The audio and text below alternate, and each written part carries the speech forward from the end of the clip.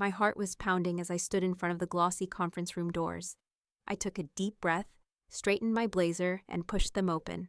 The room was filled with a mix of executives, engineers, and designers from the startup. I could feel their eyes on me immediately. At least I was used to being the center of attention. I had worked in aerospace materials for over 8 years, thermal shielding for space flights to be exact. And I had no problem talking about my expertise. But today wasn't about my passion for materials. Today, I was hoping to get a job after 6 months of looking. I'd been unemployed for far too long, and with rent looming, my savings dwindling, the last thing I could afford was rejection. Gareth was at the head of the table. He was smug, as always. I'd met him before in industry conferences. A big-time executive, a name-dropper, the kind of guy who used the word networking more than people. He greeted me with a slow, insincere smile, but his eyes were cold. "Leona," he said, as if testing the pronunciation of my name. "Nice to finally meet you in person." I smiled back, trying not to let the sharp edge in his voice get to me. "Thank you for having me," I said, my tone even. One of the other panelists, a woman whose name I had already forgotten, spoke up. "We were impressed by your credentials, Leona. Your experience in thermal shielding is a niche but valuable skill. That's why we wanted to bring you in." I nodded. I've spent most of my career working with advanced materials designed to withstand extreme heat. For spaceflight, it's crucial to have precision. I've led projects from the ground up. But Gareth wasn't listening. He was busy flipping through his papers as though my words didn't matter. "Let's cut to the chase," he said, glancing up at me. "We're offering you the position of materials specialist. The pay is modest, but it comes with potential. A lot of people would kill for this kind of opportunity." My chest tightened. I had to bite back the urge to lash out. A modest pay? I had been working in this field for years. Decades, if you counted my academic experience. I wasn't some rookie in a lab with no skin in the game. This was my livelihood. "With all due respect," I began, forcing calm into my voice. "I've led teams in this exact field. I'm not looking to take a position that undervalues my experience." Gareth's lips twisted into a smile that felt more like a sneer. "It's a starting point, Leona. You've been out of work for a while, haven't you? A position at a prestigious company is a big step forward, no matter how modest it may seem." The laughter from the rest of the panel, especially the men, stung. It was like they thought they were doing me a favor. I could feel the heat rise in my cheeks, but I didn't flinch. "I'm not desperate, Gareth," I said, my voice steady despite the adrenaline coursing through me. "And I don't need a step forward at the expense of my expertise. I've done the work, I know my worth. I'm not willing to sell myself short just because I'm unemployed." The room went still. I had said what I needed to say, but the looks on their faces confirmed it wasn't what they expected. Gareth, however, didn't let the silence stretch for too long. "You'll regret walking away from this, Leona," he said, with a dismissive flick of his hand. Others would jump at the chance. "Consider yourself lucky we even considered you." His words were sharp, dismissive. I felt the sting, but it was nothing new. I had been rejected in ways far worse than this. I stood up before anyone else could speak, my hands gripping the edge of the table. "I'm not interested," I said, looking directly at Gareth. "I'll find a job that respects my skills. I don't need you to offer me a lowball position." I turned to leave, but as the door shut behind me, I heard Gareth's voice again, taunting, like I was nothing. "Good luck with that." The door clicked shut behind me with a finality I hadn't expected, and I walked out of the building, my mind spinning. It was humiliating, sure, but something inside me was on fire. No more of this. I wasn't going to let anyone, especially not people like Gareth, walk all over me. I made my way down the street, the cool air biting at my skin as I shoved my hands in my pockets. I could feel the weight of the rent I couldn't pay, the bills that had piled up, the voice of self-doubt creeping in. But I refused to let it take over. I wasn't just going to sit back and be underestimated again. Not by Gareth, not by anyone. I would make them see what they'd missed. And I wasn't going to be their joke any longer. I hadn't just walked away from that interview. I had walked away from being anyone's punching bag. And it felt damn good. I hadn't thought about Tamron in years, but that night, her face was right there in my mind. Like it had never left. The memory of that symposium, where she had taken the stage and stolen the credit for something that had been my idea, my breakthrough, had come flooding back in an instant. I had developed the polymer, a revolutionary heat-resistant material, one that could withstand the extreme temperatures experienced during re-entry for spacecraft. It was my project from the start. My sleepless nights spent running tests, refining the chemical composition, and working with the lab team to perfect it. Tamron, my ex-boss and supposed mentor, had always been a commanding figure in the lab. When I first joined, I had admired her ability to command attention, her way of making ideas seem like they were made of gold. She would listen to my proposals, nod thoughtfully, and then, like clockwork, present them as her own. I let it slide. After all, I was the young one, the one still learning. Or so I told myself. But when she took the stage at the prestigious Aeronautics Symposium to give her keynote, I had no idea she was about to steal everything I'd worked for. There's been tremendous progress in the field of thermal protection materials, thanks to invaluable support from our talented lab team, she had said, offering a vague wave to the crowd, as though the work had simply materialized from the collective. Ether, this polymer will revolutionize the industry. I had been in the audience, my face burning as I heard the words, knowing they were mine. The tests, the research, the countless hours of grinding through failure to achieve success. All of it reduced to a footnote in her presentation. She mentioned support from the team, but that was it. No mention of me. No acknowledgement of the late nights I had sacrificed to make it work. I felt the rage building in me, but there was nothing I could do. I couldn't jump up in front of hundreds of my peers and make a scene. And so, I stayed quiet, my hands shaking as I clapped like everyone else, pretending I wasn't dying inside. I remember the feeling that washed over me as I left the symposium, walking out of that grand hall like a ghost, invisible, my accomplishments taken from me. I felt like a fool. But more than that, I felt betrayed by someone I had trusted. I thought Tamron had been my mentor, someone who saw potential in me, someone who wanted me to succeed. But in the end, she used me, and I let her. I didn't speak to her for weeks after that. I kept my distance, doing my work in silence. I couldn't bring myself to confront her, to demand the credit I deserved.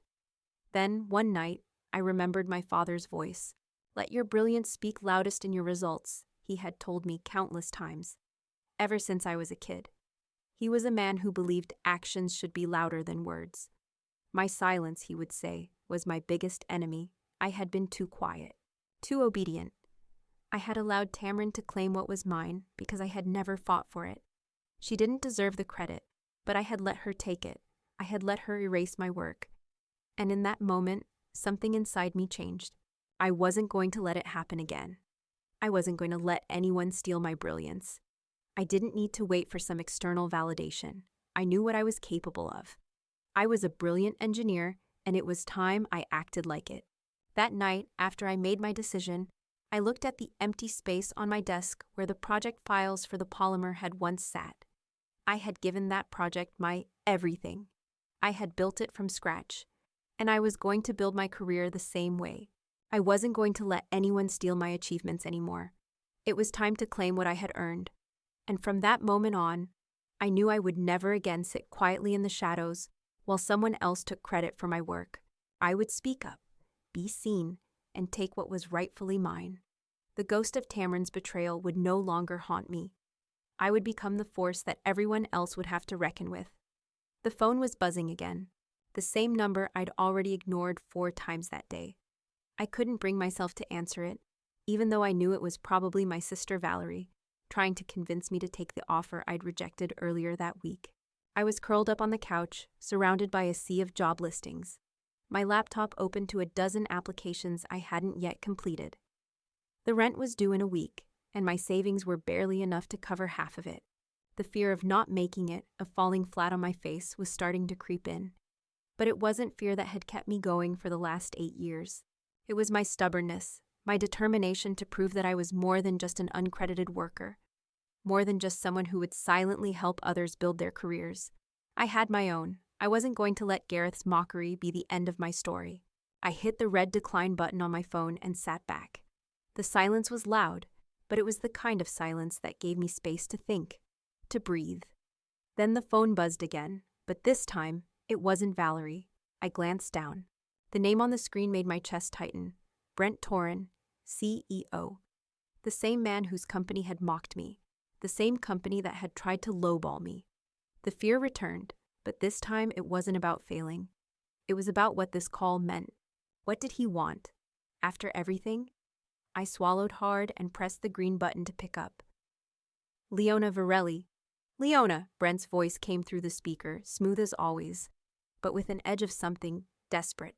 I need to talk to you. I stayed quiet, my fingers clutching the phone tighter than I expected.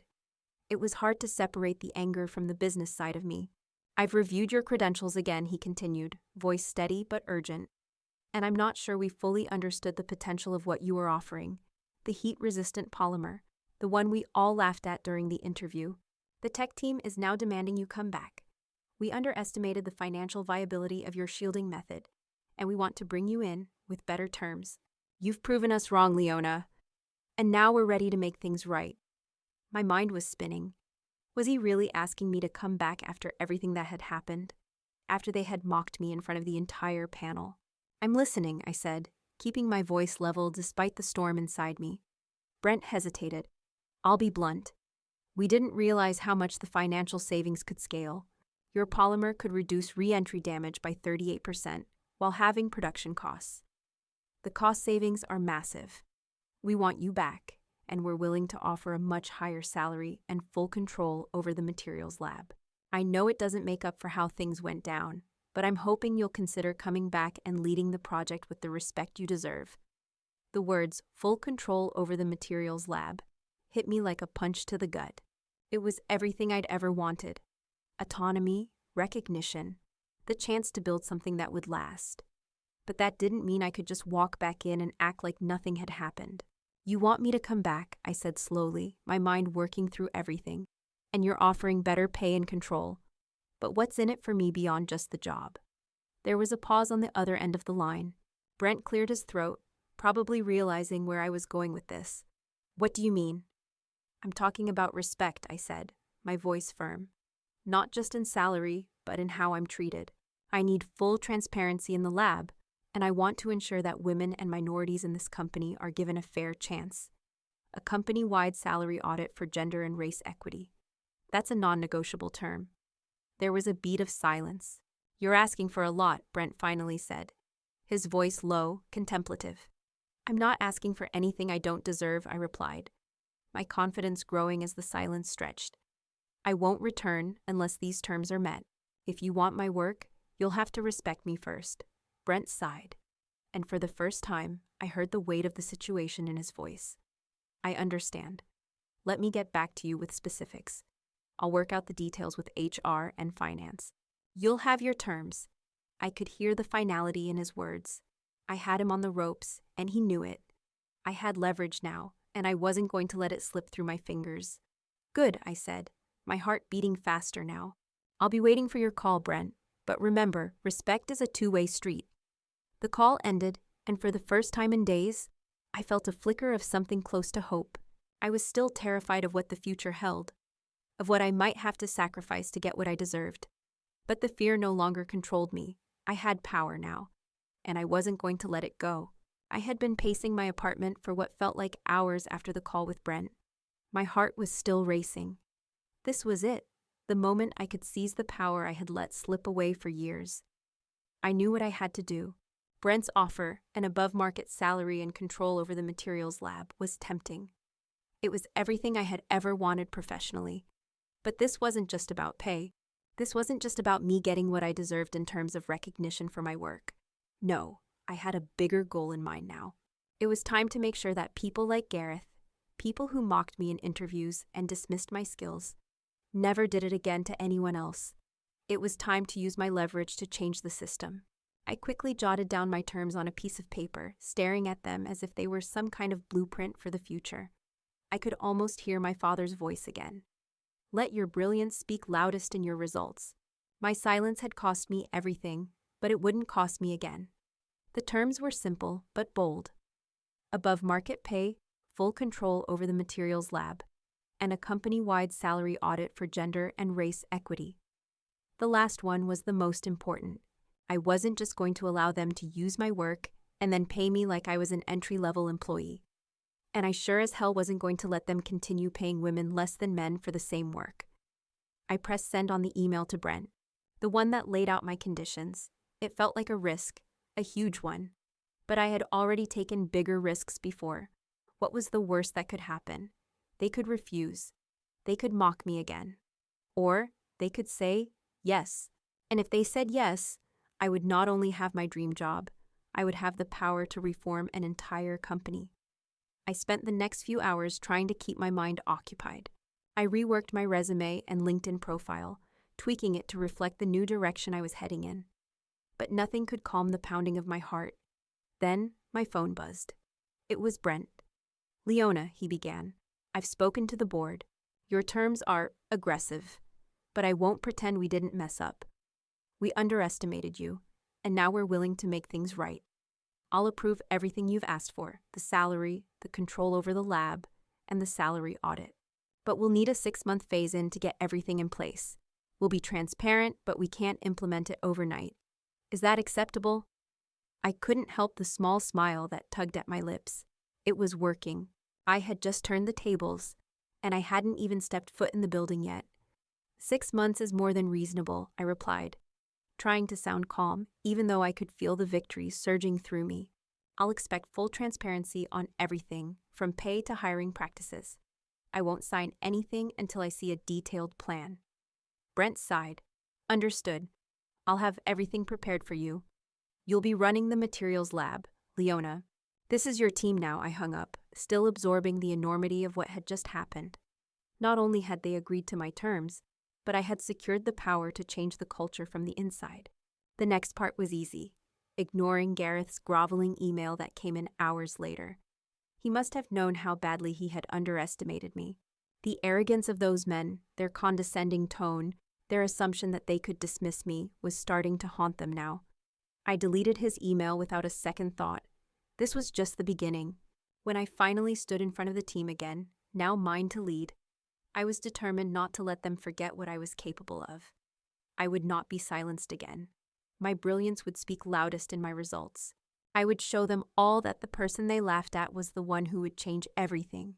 It was my first week in the new role, and the weight of everything, control over the materials lab, a salary that finally matched my worth, and the responsibility of shaping the future, was starting to feel real. But something else was creeping into my mind too, something I hadn't anticipated.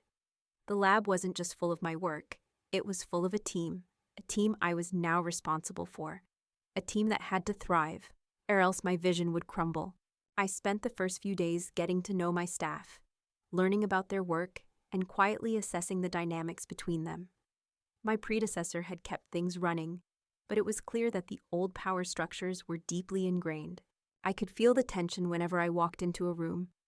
My new role as director was meant to empower the team, but they looked at me with wariness. They didn't know if I was going to be the same as the others, distant, uninvolved, or worse, like Gareth. Then, on my third day, Elise, a junior physicist on my team, approached me after hours. Her voice was soft, and she seemed hesitant, almost like she was afraid to speak her truth. "Leona," she began, glancing around the empty lab as if to make sure no one could overhear. "There's something I need to tell you."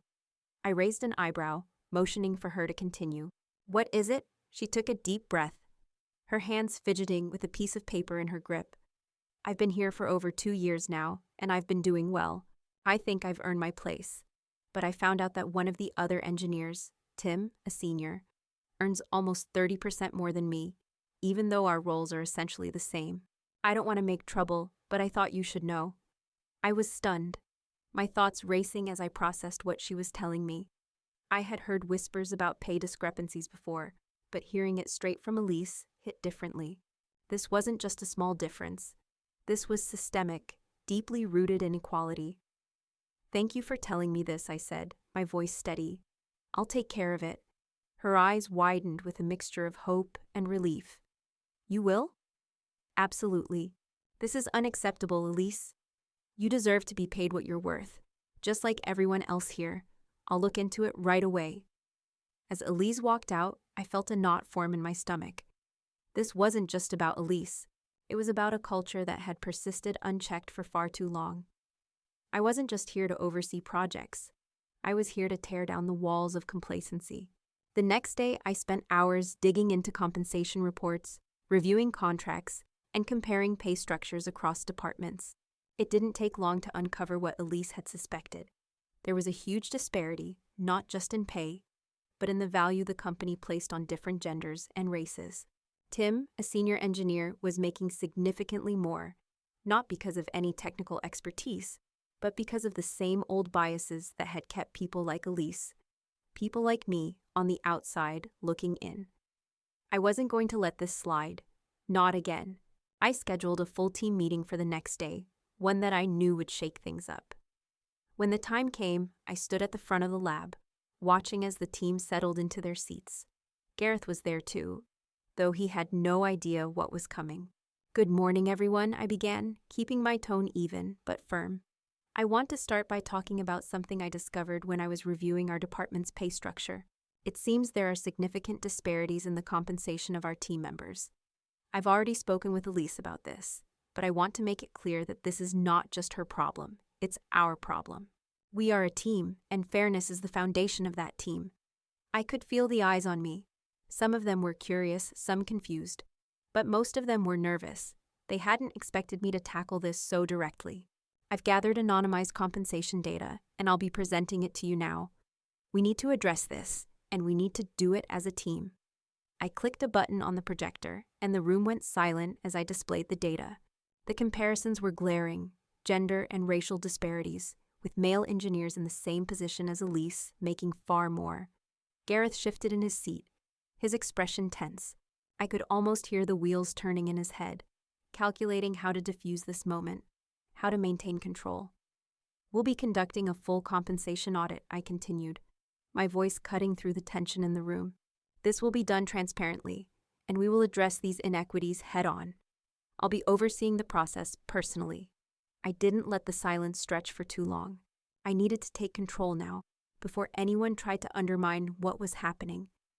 "This is the first step in making sure that all of you are valued for your work, not for your gender, not for your race. We are changing how things operate in this department."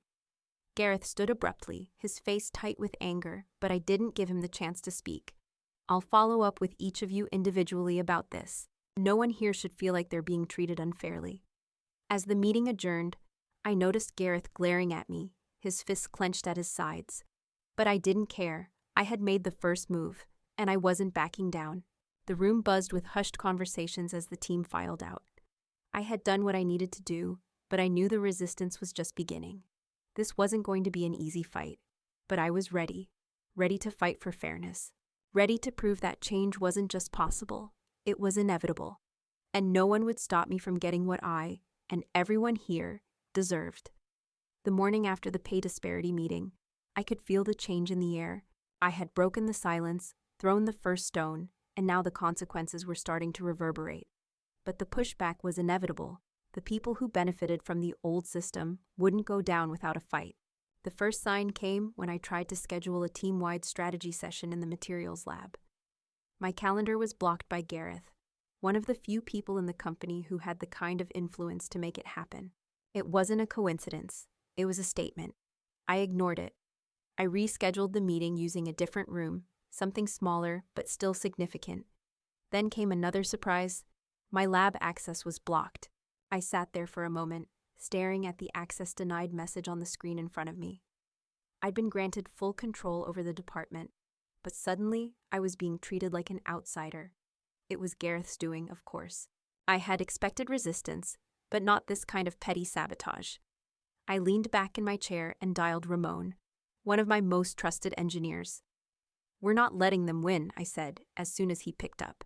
"We're meeting in 20 minutes at the backup space. Make sure Elise and Kiara are on board." I didn't need to explain much. Ramon knew exactly what I meant. The team had already started backing up data, working from makeshift spaces, and proving the feasibility of the new polymer in ways that were undeniable. As I arrived at the secondary lab, Elise and Kiara were already there, setting up equipment. Ramon was pacing, his face lit by the glow of a laptop screen. Gareth is trying to stop us, but we're not going to let him slow us down, I said. The team nodding in agreement. I've been running calculations on the new polymer, Ramon added. We're seeing a 38% reduction in spacecraft re-entry damage while halving production costs. It's ready. Kiara, always precise, glanced up from her work. We'll need to make sure everything's documented properly before we go public. If we're being watched, we need to cover all bases. I gave a short nod. I'll handle the paperwork. You focus on making sure everything works. We worked through the day, tightening the final details. By the time we were ready, it was clear that Gareth's petty attempts to stifle us wouldn't succeed. We were prepared for the battle, and this time, we had the upper hand. 2 days later, we found ourselves in a high-level executive meeting, one of those rare moments when the entire senior leadership was in the room, including Gareth. He was there with his usual smug smile, but it was now strained, like he knew something was about to hit him. I opened the meeting with confidence, presenting the final data on the polymer, the results of our testing, and the undeniable proof of its potential. I could feel the skepticism in the room, but the numbers spoke louder than any doubts. We've developed a heat-resistant material that reduces spacecraft re-entry damage by 38% and cuts production costs in half, I said, projecting the data on the screen. This is going to change the entire industry. Gareth shifted uncomfortably in his seat. His face was tight, but he still tried to put on an air of indifference. There are still risks involved, he said, trying to steer the conversation back to his preferred narrative. Operational risks. We need more testing before we proceed. I didn't let him finish.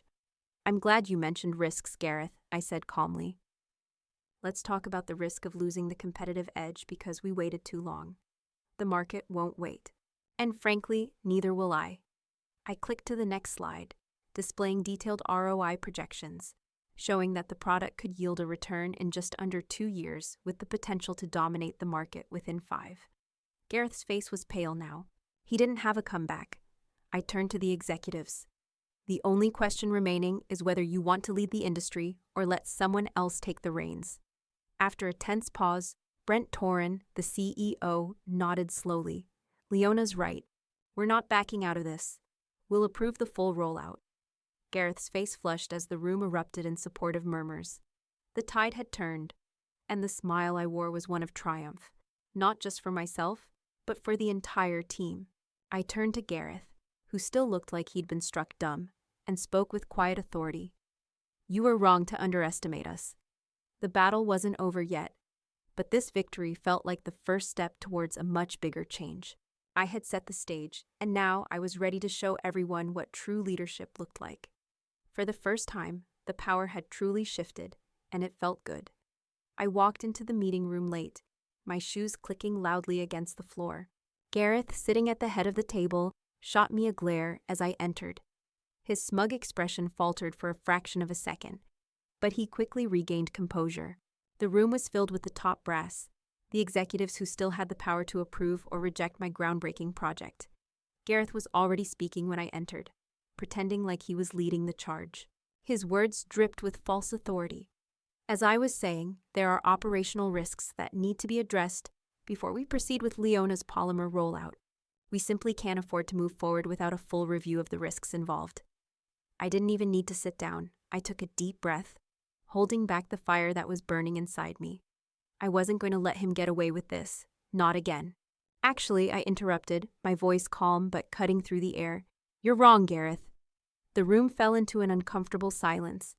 Even the executives who had been nodding along with Gareth's speech looked at me, surprised by my interruption. I continued, my gaze fixed firmly on Gareth. I have signed contracts from all of our suppliers, as well as the CEO's full approval for the timeline and costs, I said, pulling the documents from my bag and slamming them onto the table. Here is the documentation. The risks have been accounted for, and everything is in place to move forward. I could see Gareth's facade begin to crack. He glanced down at the contracts in front of him, clearly unsure of how to respond. His mouth open, but no words came out. We're moving ahead with the project as planned, I said, my voice firm and unwavering. The timeline stays, and if you try to pause this again, you'll be overruled. Let's be clear, I am in charge of this, not you.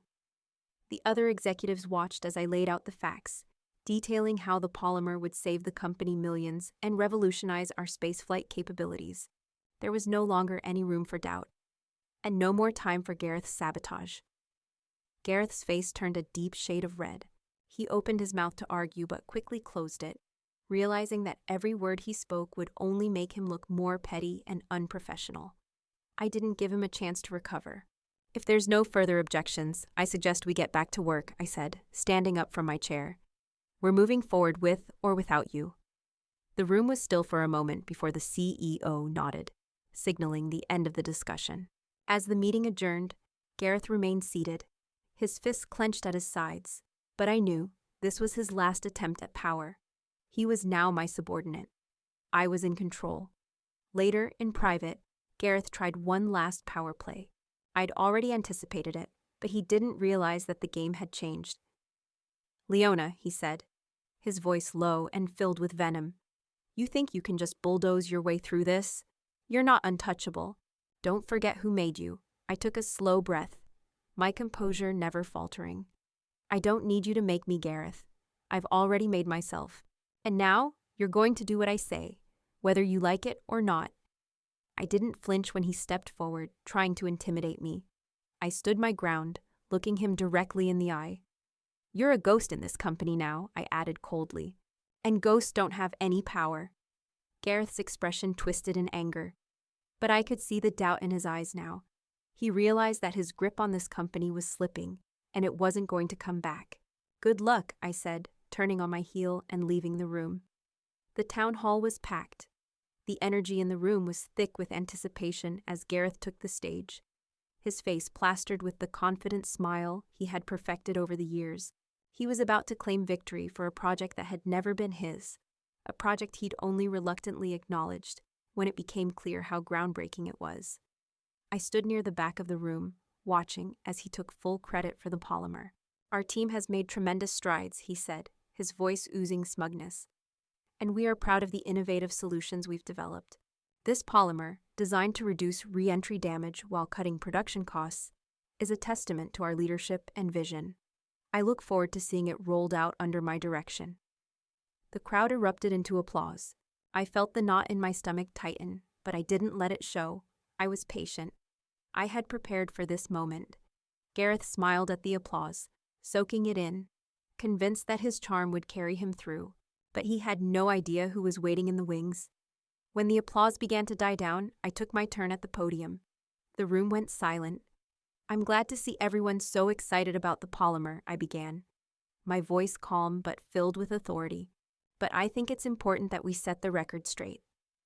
Because as much as Gareth would like to take credit for this project, it was not his innovation. It was mine." I could hear the room shift, a collective intake of breath. Gareth froze, his eyes narrowing at me as the realization hit. "I'm the one who developed this polymer," I continued, pulling up the detailed documentation on the screen. "I spent countless hours testing, perfecting, and leading this project. And I'm proud to say that it will change the way we approach spacecraft re-entry. But the only reason this has reached this point is because of my team. My team." I motioned to the screen again, where I displayed the acknowledgements. I'd like to take a moment to publicly credit the people who made this possible. Elise, Ramon, Kiara. Without their hard work and loyalty, we wouldn't be here today. This wasn't a one-man show. Gareth's face turned pale. The shock was evident. His mouth opened to speak, but no words came out.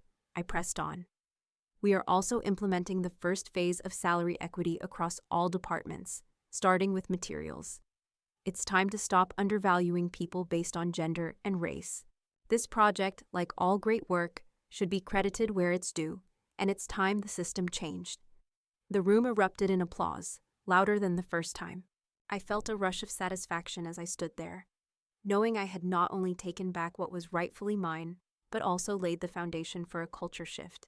Gareth's face twisted with barely contained rage, and as the applause continued, he stormed out of the room without a word. I stood there, feeling the weight of the moment. It wasn't just about the polymer anymore. It was about setting things right, for me, for my team, and for everyone who had been overlooked or dismissed. As I stepped down from the podium, I caught Brent's eye. He nodded at me, a quiet respect in his gaze. "Well done," he murmured. I smiled back, but the fight wasn't over. This was just the beginning. It had been weeks since the public reckoning at the town hall. The applause still echoed in my mind, and I could feel the shift in the company's energy. I had secured my place at the top, but not without a cost. Gareth, however, hadn't been so lucky. He'd tried to play the victim, of course. Behind closed doors, he painted me as a destabilizing force. He spread rumors, tried to turn executives against me, and even hinted that my disruptive methods were too radical for the company to handle. But I had already anticipated his every move. The call came when I was finalizing a report in my new office. It was the CEO, Brent. His voice was calm, but there was an unmistakable undertone of finality. "Leona, I need you to come by my office. There's something we need to discuss." I set the phone down and headed for his office, my mind racing. It wasn't like him to summon me in this way. Had Gareth finally succeeded in his smear campaign? Or was this something bigger? I walked into Brent's office and shut the door behind me. He was standing by the window, staring out over the city, his posture tense. "Have a seat," he said, not looking at me. I did and waited. "I've been reviewing everything carefully, your work, the department, the direction we're headed. And I have to admit, I've been slow to realize the full extent of what's been going on here." He turned to face me, his expression unreadable. "What do you mean?" I asked, my heart pounding. Brent exhaled slowly.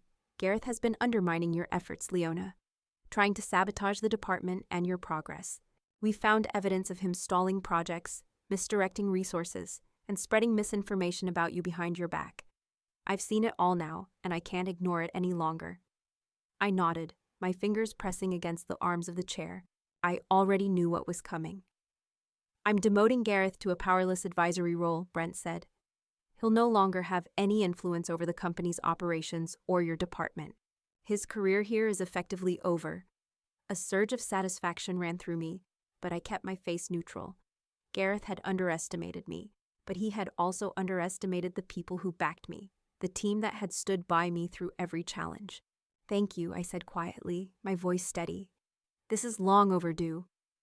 Brent looked at me for a long moment. "Leona, I've also been thinking about the future. We need someone who can bring the kind of change this company needs. Someone with vision, integrity, and the ability to lead. You've proven yourself time and time again, and I believe you're the one to take this company into its next phase." He paused before continuing. "I want to promote you to EVP of Innovation and Operations, overseeing the entire company's strategic direction, including your former department. It's time to put you in charge. You're the right person for the job." I felt my breath catch in my chest. EVP. This was it. This was the recognition I had earned. I had worked my way from the bottom up, and now I was standing at the top, about to lead the company in ways I had once only dreamed of. I met Brent's gaze, my voice firm. "I won't let you down." "I know you won't," he said with a smile. "I'm confident in your ability to reshape the company. You've already started the process." I left his office with a new title, a new purpose, and a fire in my chest. As I passed by Gareth's old office, I could almost hear the echoes of his previous power, now nothing but an empty space. I'd finally beaten the system that had tried to silence me. Weeks later, as I stood in my new office, watching a nervous new hire make his way through the door, I realized how far I had come. He was younger than I had been, eager and hopeful, looking up to me as a leader. He paused, a little hesitant. "I've heard a lot about you," he said, nervously adjusting his glasses. I really admire the changes you've made here. It's a huge opportunity to work under you." I smiled, knowing the full weight of those words. "You're here because you're capable," I said, holding out my hand. "Let's make this place something that everyone can be proud of." As he shook my hand, I couldn't help but think back on my journey. From the humiliation at that first interview, to being dismissed by Tamron, to watching Gareth crumble beneath his own arrogance. I had rewritten the rules, not just for myself, but for everyone who had ever been overlooked, underestimated, or pushed aside. I was no longer the one in the shadows. I was the one everyone had to reckon with. And as I stood there, welcoming the future, I knew that this was only the beginning. My legacy had only just begun to take shape.